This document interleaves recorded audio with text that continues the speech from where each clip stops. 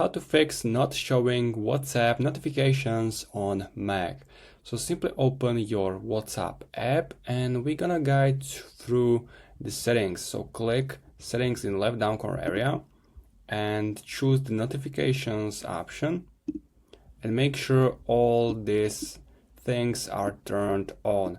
But at the top I can see here the warning push notifications are disabled.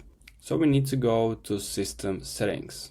If you want to open system settings, you can click on the Apple logo in left upper corner area and open system settings.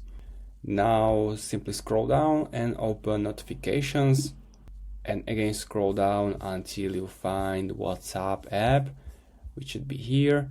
As you can see, it's turned off. So we're gonna click it and we need to allow notifications here. And here you can also select some settings if you want desktop, notification center or lock screen, some basic customizations. And now you can close your settings and go back to your WhatsApp, click on done.